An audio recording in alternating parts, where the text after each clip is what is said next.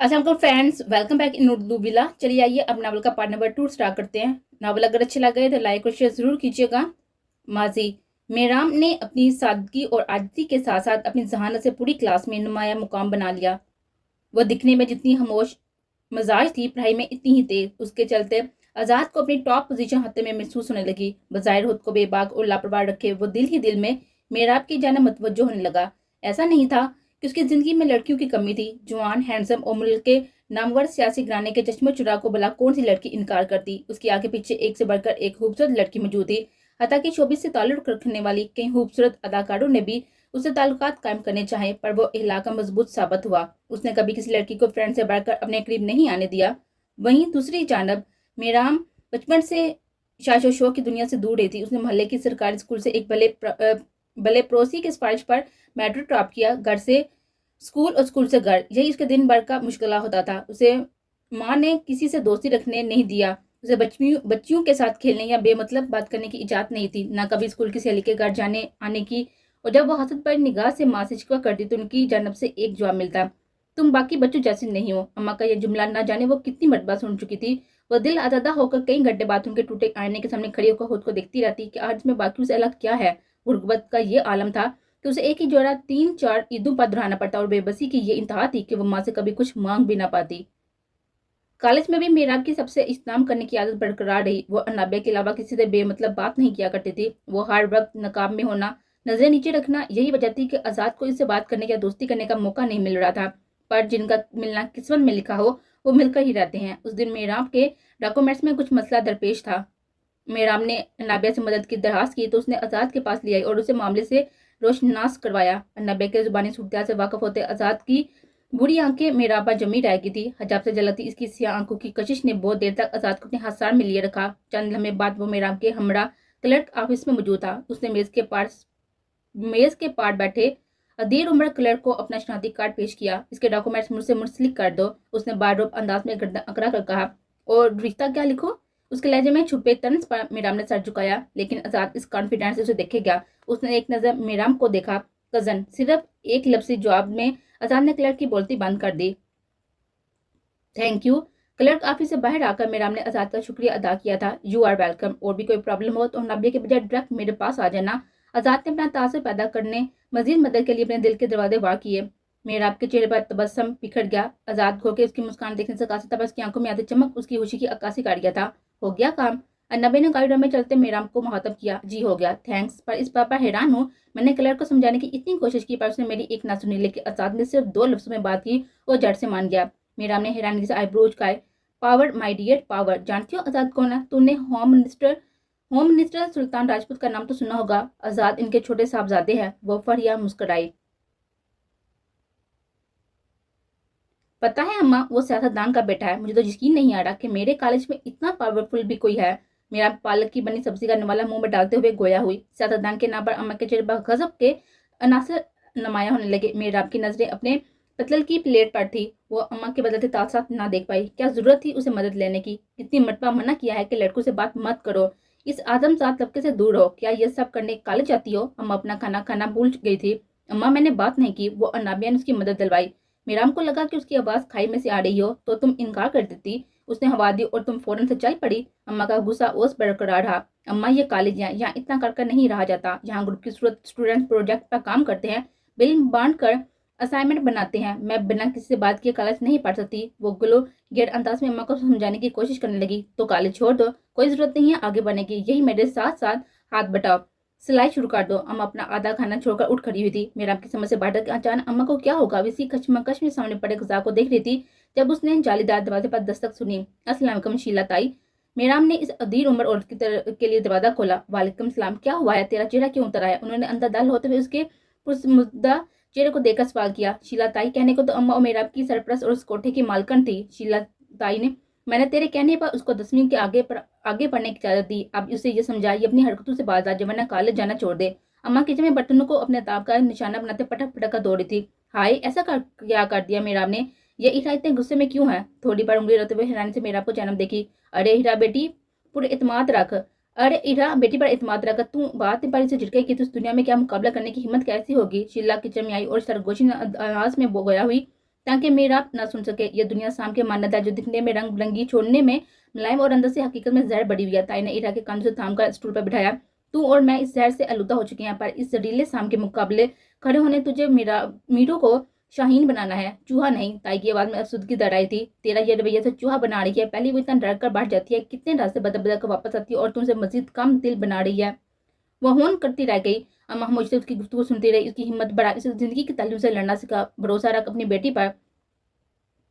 उसे अपने एतमाद में उन्होंने दिलासा देते हुए सर को जमिश दी। बेटी पर तो भरोसा है ताई पर, मुझे डर है ये दुनिया से अपनी लपेट में ले ले, वो मेरा दामन छोड़कर इस भीड़ में खो न जाए। अम्मा की बात लजने लगी। तेरा शकुत बड़ा हाथ इसके सर पर रहेगा तो वो कभी नहीं बटेगी।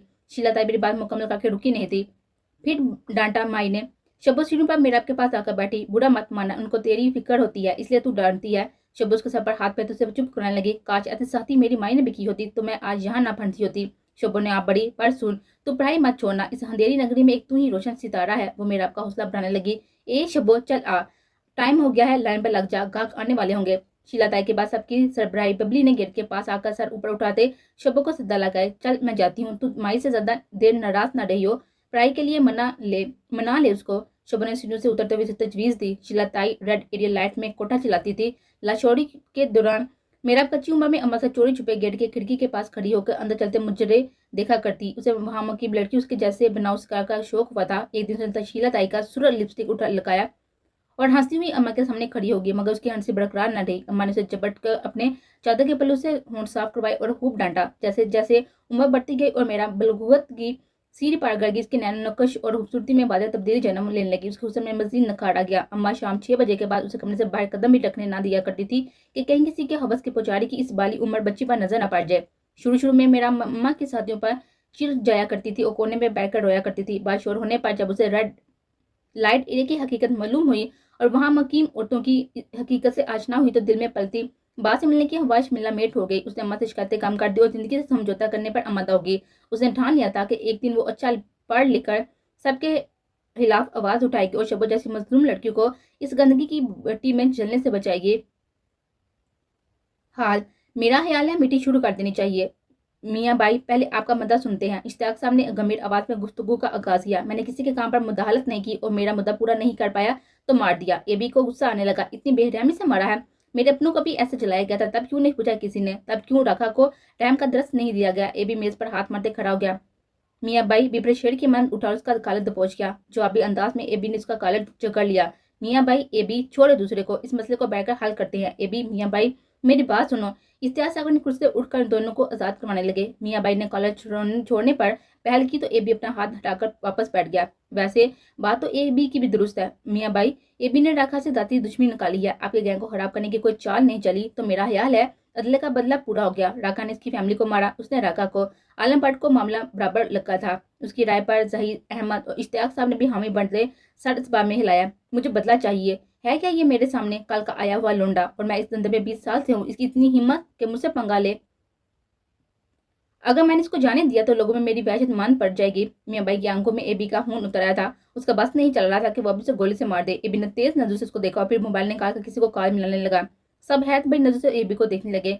मीटिंग खत्म हो गई, मैं निकल रहा हूँ, पर अगर मेरा बाल भी बिका हुआ तो सबके अड्डों पर घुसकर एक एक को इतनी बेरहमी से मारना जितनी बेरहमी से मैंने रगा को मारा है। उसने गुड़ाते हुए हुक्म सादर किया। उसके बाद उसने गुंडे ने फौरन से बेचकर बात मान ली। कार चूंकि स्पीकर पर थी इसलिए गुंडे का और उसके बाद सुनते सब में खलबली मच गई थी। एबी तुम झगड़े को बढ़ा रहे हो, इस तरह से आप गुस्से हो गए। बाकी चारों ने भी उसे गुस्से नजर से देखा। तुझे क्या लगता है हम तुझसे डरते हैं? तू हमारे अड्डे में घुसेगा तो हम तुझे कुछ नहीं बोलेंगे। चूड़ियां नहीं पहन रखी हमने। वाजिद सुमरू खड़ा हो गया। एबी ने फिर से मोबाइल निकाला। हाँ सुनो, शाम 6 बजे, इससे पहले नहीं, और पहले वाजिद सुमरू के शराबखाने से करना। सुना है वहां तहने में नए नए नकली नोट बनाए गए हैं। मुझे करारे नोटों की जलन की खुद बहुत अच्छी लगती है। वह मेजूस होते हुए कुर्सी की पुल से टेक लगा गया। Noted boss. वो वैसे 2 लफ्जी जवाब। एबी हम झगड़ा खत्म करने इकट्ठे हुए हैं, एक दूसरे के जानी दुश्मन बने नहीं। अगर हम अंडरवर्ल्ड वाले आपस में दुश्मन बन जाएंगे तो किसी को फायदा नहीं मिलेगा। जही साहब अहमद ने मामला संभालने की कोशिश की। यहाँ बदले की बात कौन कर रहा है? मुझे मारने की धमकी कौन दे रहा है? मुझे छोटा समझकर मेरी हिम्मत को कौन लड़खड़ा रहा है? वो मियाँ बाई को देखते हुए बोला। तो फिर मुझे भी अपने डिफेंस का इंतजाम करना पड़ेगा ना, मेरी हैसियत दिखानी पड़ेगी। एबी ने पुर एतमाद लहजे में आरी फिक्रा मुकम्मल किया।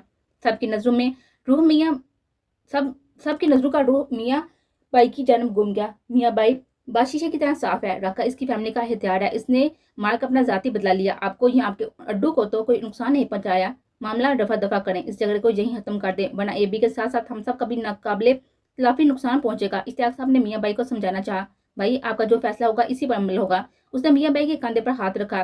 ठीक है, इस मत पर जाने देता हूँ, पर आइंदा ये मेरे किसी भी आदमी के पास मुंडलाते हुए नजर न आए, वरना अगली मरतबा कमेटी की नहीं सुनी जाएगी। मियाँ भाई खड़े हो गए। ऐसा ही होगा। जवाब इश्तियाक बला के जन्म से आया था। वाजद, एबी के मतलब क्या जानते हो? उसके आगे पीछे उसकी कोई कमजोरी? कार में बैठते मियाँ भाई उससे मुहातब हुआ। यही तो उसकी ताकत है मियाँ भाई, कि उसकी कोई कमजोरी नहीं है, ना इसके आगे पीछे कोई है, ना वो कभी कोई राइट हैंड लेफ्ट हैंड बनाता है। दुनिया में ऐसा कोई मर्द नहीं जिसकी कोई कमजोरी ना हो। पता करो, अच्छे से छानबीन करो। कमजोरी नहीं है तो कमजोरी बनाओ, पर मुझे उसकी वो दुखती रख चाहिए।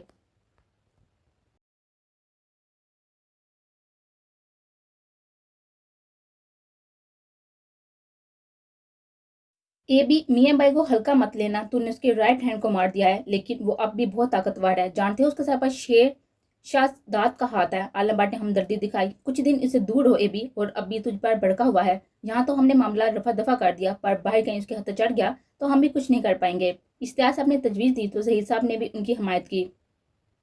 वो इन तीनों के तजावीज़ खामोशी सुनते हुए टेबल के दूसरी सरबराही कुर्सी को देखने लगा। शेर शाहजाद से कोई जराइम पेशा मर्द न आशना कैसे हो सकता था? वो इस जुर्म की दुनिया का बेताज बादशाह था। इस सब काले धंधू का बानी शेर शाहजाद। वो दुबई का वो इंटरनेशनल डॉन कहलाया जाता था। ऐसे कोई जुर्म नहीं थे जिसका वो ठेकेदार ना हो। शेर शाहजाद के आगे वो 6 गैंगस्टर सरबराह मुट्ठी में जकड़े खरगोश की मानन थे। माजी, अभी तक नाराज हो मुझे? अम्मा ने मीराब के सर पर हाथ फेरा। माँ से कैसी नाराजगी?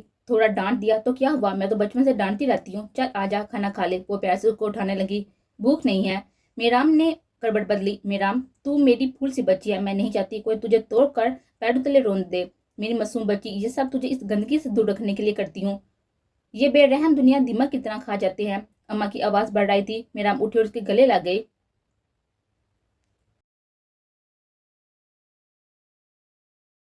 सुनो फूल वाले, आज गुलाब के फूल नहीं लाए? अबीर तमसारा अंदाज में मुस्कुराया। अरे यह खुद गुलाब है, फूल की क्या जरूरत? क्यों गुलाबो? सहन ने अपनी जानब से जुमला कसा। वाजा सिरा गुलाबो उनके तमसर को नजरअंदाज करते हुए अपने गजरे बनाने के काम में मसरूफ रही। वह रोज कॉलेज के सामने फुटपाथ पर बैठे ताज़ा बने गजरे बेचकर रोजी रोटी कमाती थी। फूल नहीं, कली बोलो कली। जबरान ने अबीर के हाथ पर ताली दे मारी। चल मोए, काम करने दे। वो 30 साल जवान हवाजा सिरा हाथ में गजरे लगे डंडी लेकर खड़ी हो गई और राहगुजरों के आगे करते दिखाने लगी। अबीर, साहिल और जबरान उसे मजीद छेड़ते कि मीराम इसी सिमत आती हुई नजर आई। वो इन तीनों से आजाद के दिल में मीराब के लिए मौजूद नरम कोशा छुपा नहीं रहा था, इसलिए उसके आते ही देखकर वहां से खिसक गए। ये तुम्हें तंग कर रहे थे क्या? मीराब उन्हें घूरती गुलाबों से मुहातब हुई। गुलाबों को उसका पूछना अच्छा लगा। उसके मेकअप से लथड़े चेहरे पर खुशगवार मुस्कान नमूदार हुए। छोड़ जाने दे, ये तो रोज का मामूल है। कोई जुमले कसता है तो कोई अलग अलग लकाबात से मुहातब करता है। वैसे मेरा नाम गुलाबो है। हस्बी आदत वो हाथ कमर पर रखकर गोया हुई। मेरा नाम मीराब है, इस कॉलेज में पढ़ती हूँ। उसने मासूमियत से अपना तारुफ करवाया। गुलाबो उसके हलूस पर चढ़ गए। अक्सर बेशक कॉलेज स्टूडेंट्स वजह से डर कर दूर भागते थे या उनका मजाक उड़ाते हैं। मेरा वो वाहिद तलबा थी जो ना तो उससे डर रही थी ना उसका मजाक उड़ा रही थी, बल्कि बहुत अच्छे हलूस से मुहातब थी। मैं इधर गजरे और फूल बेचती हूँ। गुलाबो ने कभी भीख नहीं मांगी, कभी नाच खाना नहीं किया। इज्जत से हलाल की रोजी कमाती हूँ। उसने पास रखी फूलों से बड़ी टोकरी और हाथ में पकड़े गजरे मेराब को दिखाए। बहुत अच्छा करती हो, अल्लाह इसमें मजीद बरकत डाले। मेराब ने दिल से उसे दुआ दी और यूनिवर्सिटी की जानिब बढ़ गई। हाय मीराम। क्लास के बाद इजाद उसके सामने खड़ा हुआ। वो अम्मा के दर्ज के मुताबिक उसे नजम लाने से कुतराने लगी। उसकी जवाब ना दिया। मेरा बास्केटबॉल मैच है, तुम्हें देखने आ जाती तो मुझे अच्छा लगता। उसे खामोश पाकर वो मजीद गोया हुआ। मेरी क्लास है, मैं नहीं आ सकती। वह सर झुकाए आगे बढ़ गई। आजाद के चले जाने के बाद वो दबे पांव उसके पीछे चल पड़ी। मैच के दौरान उनकी नजर सिर्फ आजाद पर जमी हुई थी। उसके हाश-हार पर वो भरपूर तालियां बजाती उसे जीत की तरफ गामजन कर देख कर मेरा मन ही मन में बहुत खुश हो रही थी। मैच के इख्तिताम पर वो तेजी से बास्केटबॉल कोर्ट से बाहर निकल आई। आजाद भागता हुआ उसके पीछे आया। मैं जीत गया। उसने तेज तेज सांस लेते हुए नफस बहाल किया। ओ मुबारक हो। उसने अंजाम बनने की अदाकारी की। कैसा खेला मैं? आजाद के साथ चलता हुआ गुफ्तगू तवील करने लगा। कहीं उसने मुझे देख तो नहीं लिया? मीराब ने दिल में सोचते आजाद को देखा। जीत गए हो तो अच्छा खिला होगा। उसने लापरवाही से शाने उचकाए। आजाद उसकी हालत जवाबी से महजूज हुआ। हाँ ये तो है। तुमने इम्तिहानी फॉर्म फिल कर लिया? वो मौजू गुफ्तगू बदल गया। मेराब के अंजाम बनने पर उसने उसे शर्मिंदा करना मुनासिब नहीं समझा। जी ओके, खुदा हाफिज, वो तेजी से कहता आगे बढ़ गई। अव्वल तो रूही सिर्फ इस ताक़ुब काम से खौफज़दा होती थी, पर जब से उसने सफ़ेद फूल भेजे थे, उसे सफ़ेद गुलाबों से भी डर लगने लगा था। वो सफ़ेद गुलाबों की दिलनशीन अब इनसे नफ़रत करने लगी थी। उसे कहीं भी सफ़ेद गुलाब नज़र आते तो इसे इस साए का अपने बेहद करीब होने का एहसास होता। रिलैक्स रूही, डर क्यों रही हो? अगर उसने तुम्हें कुछ किया तो बाबा साईं उसकी खाल उधेड़ देंगे, वो अपने आप को तसल्ली दिया करती थी। इस शाम वो अपनी सहेलियों के हमरा आर्ट गैलरी में मुनक़िद एग्जीबिशन में शामिल होने पहुंची। हर तरफ मरूफ मशहूर आर्टिस्टों की पेंटिंग की नुमाइश जारी और सारी थी। गैलरी में आए मौजूद मेहमानों के रहम करने के लिए बहुत से बावर्दी स्टाफ मेंबरान भी अपनी ड्यूटी से अंजाम दे रहे थे। ब्लैक लेदर पैंट पर मेरून कलर का फ्लोर शर्ट पहने, ग्लासेस की मदद से बालों को ऊपर उठाए, नफीसा मेकअप किए, वो दिलकश सरापा, वो हुसैन की मलका शान से चलती हर पेंटिंग को मुशाहिदा कर रही थी। मशहूर आर्टिस्ट पिकासो के एक खूबसूरत पोर्ट्रेट के सामने रूही रुक गई। वो एक लंबे बालों वाली खामोश लड़की की पेंटिंग थी। उसकी आंखें बेहद मायूस थी और जमीन से टूटे दिल के टुकड़े जमा कर रही थी। सॉरी मैम, ये सेल हो गई है, करीब खड़े स्टाफ मेंबर ने उसे मुतला किया। रूही ने हसत पर निगाह से इस पेंटिंग को देखा। गो कि वो कभी आर्ट में इतनी दिलचस्पी नहीं रखती थी, पर न जाने क्यों वो पेंटिंग उसके दिल को छू गई। उसके लेने का मन किया। किसने लिया है? उसने इस्तफसार किया। स्टाफ मेंबर ने इस खरीदार की तलाश में निगाह घुमाई। जी, इन साहब ने उंगली के इशारे से उसने दूसरी मर्तबा खड़े एक नौजवान की जानब रूही को मुतवज्जो किया। रूही के साथ साथ अलिशबा और लीजा भी मुड़कर रुबत देखने लगी। मेरी जोसेफ, जो किसी जाती काम मसरूफियत की वजह से साथ ना आ सकी थी, वो 3 पीस सूट में मलबूस ब्रांडेड बूट और घड़ी पहने किसी पेंटिंग की बारीकियां देख रहा था। रेलिंग की जानब उसकी पूछ थी। कितना हैंडसम है! लिशबा और रीजा उसके चौड़े शाने और लंबा कद देखकर उसे सराहने लगे। उसकी कसरती बॉडी से ज्यादा रूही उसके सर पर पहने सुर्ख रंग की पी कैप को देखकर सोचों में उलझ गई। ना वहां धूप थी, ना कोई आंधी या तूफान। एसी की ठंडे हाल में ब्रांडेड सूट के साथ पी कैप उसकी शख्सियत को मशकूक बना रही थी। रूही के शुआबा हाथ तब हकीकत का रूप इख्तियार किया जब उसका हल्का मुड़ने पर रूही को उसके कोट के फ्रंट पॉकेट में सफेद गुलाब का फूल नजर आया। वो आंखों की पुतलियां सुखड़े इसका चेहरा देखने के सही करती सीढ़ियों की जानिब भागी। उसे फॉलो करते अलिशबा और लीजा भी तेज रफ्तार कर दी। रूही, क्या हुआ? भाग क्यों रही हो? अलिशबा ने उसको पुकारा। वो फॉलोवर और फ्लावर बेचने वाला वही है, मैं आज उसे नहीं छोड़ूंगी। अलिशबा को जवाबी सदा लगाती वो रश को चीजें दूसरी मंजिल पर आई, पर वो वहां से गायब हो चुका था। रूहान सी होते वो फिर से पहली मंजिल पर आई। मुतलाशी नजर से उसने सिर्फ पी कैप और सफेद गुलाब के फूलों वाले को ढूंढा, मगर कोशिश बेकार रही। वो वहां पे नहीं था। रूही, जब वो सामने नहीं आ रहा तो छोड़ दो। ऐसा उसे गुमान होगा कि तुमसे डर गई हो या उसके बारे में सोच रही हो। तुमसे टोटल इग्नोर करो। अलिशबा ने तजवीज दी। उस तजवीज पर साहिल लादी उसने बेदिली से पेंटिंग को देखा और लंबी सांस लेते हुए रवाना हो गई।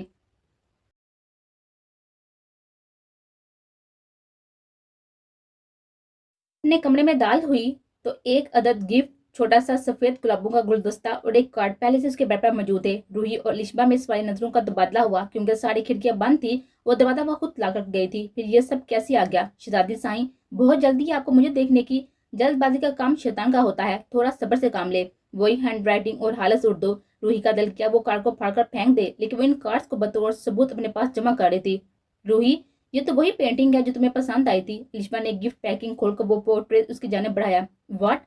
उसके शाख में मजीद इजाफा हो गया। उसने बेयकीनी से पेंटिंग उल्ट पढ़कर देखी तो गैलरी में उसे सुर्ख पी कैप पहने आदमी का ख्याल आया। मतलब मेरा अंदाजा सही था, वो वही ताकतकार है, ये मुझे पागल कर देगा। रूही ने आग बगोला होते हुए इस पेंटिंग को ऊपर उठाया और तोड़ने के इरादे से बेड के हैंडल पर मारने लगी थी कि अलिशबा ने उसको टोक दिया। क्या कर रही हो? $3000 का है।